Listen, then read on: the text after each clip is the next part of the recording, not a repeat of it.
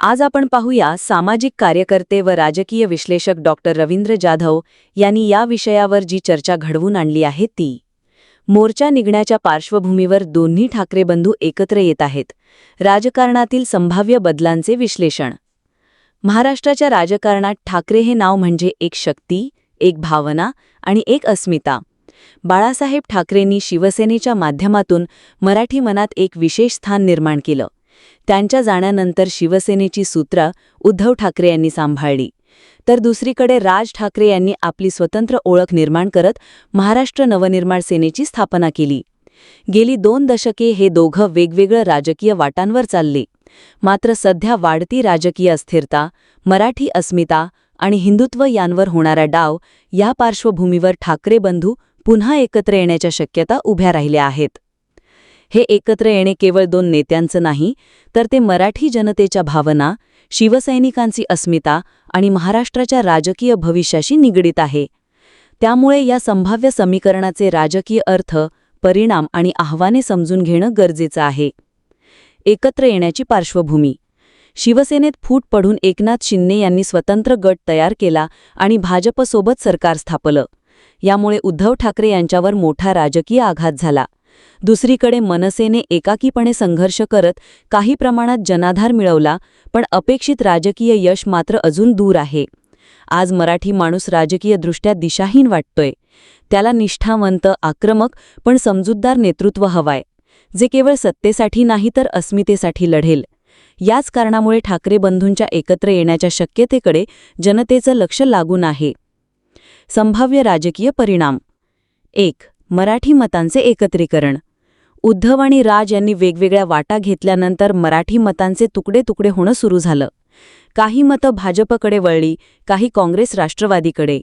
त्यामुळे हे ठाकरे बंधू एकत्र आले तर मराठी जनतेचं मन पुन्हा संघटित होऊ शकतं. यामुळे शिंदे गट व भाजपला मोठा धक्का बसू शकतो. विशेषतः मुंबई, ठाणे, नाशिक आणि पुणे महानगरांतील मराठी मतदार यामुळे निर्णायक ठरू शकतात. 2. हिंदुत्वावर एकात्म भूमिका. राज ठाकरेंनी भोंगे, हनुमान चालीसा आणि गुढीपाडवा यात्रांच्या माध्यमातून आक्रमक हिंदुत्व मांडलं, तर उद्धव ठाकरेंनी बाळासाहेबांचं संयमी पण तेजस्वी हिंदुत्व मांडलं. जर हे दोघं एकत्र आले तर हे एक परिपूर्ण हिंदुत्वाचं चित्र जनतेसमोर येऊ शकतं.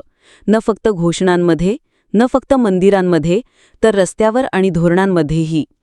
ही भूमिका भाजपच्या हिंदुत्वाविरुद्ध एक मजबूत पर्याय ठरू शकते. 3. मुंबई महानगरपालिका निवडणुकीवर परिणाम. ठाकरे बंधू एकत्र आल्यास सर्वप्रथम परिणाम मुंबई महापालिकेच्या निवडणुकीवर होईल. सध्या भाजप आणि शिंदे गट मिळून मुंबईवर वर्चस्व मिळवण्याचा प्रयत्न करतायत.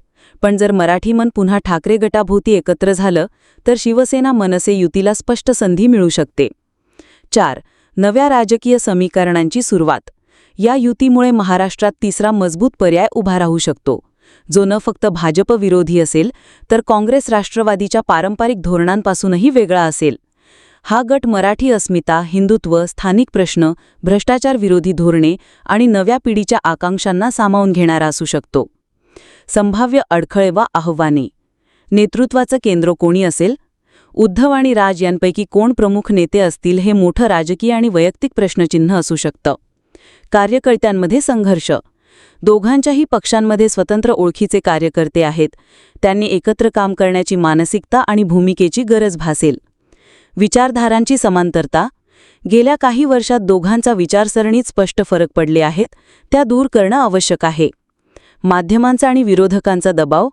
भाजप किंवा अन्य पक्षांकडून या युतीविरोधात मोठा प्रचार युद्ध छेडलं जाऊ शकतं. समारोप. ठाकरे बंधूंचा एकत्र येणे ही एक ऐतिहासिक राजकीय घडामोड ठरू शकते. केवळ एका कुटुंबाच्या एकतेसाठी नव्हे, तर मराठी अस्मितेसाठी, स्थानिक नेतृत्वाच्या पुनर्जन्मासाठी आणि महाराष्ट्राच्या भविष्यासाठी.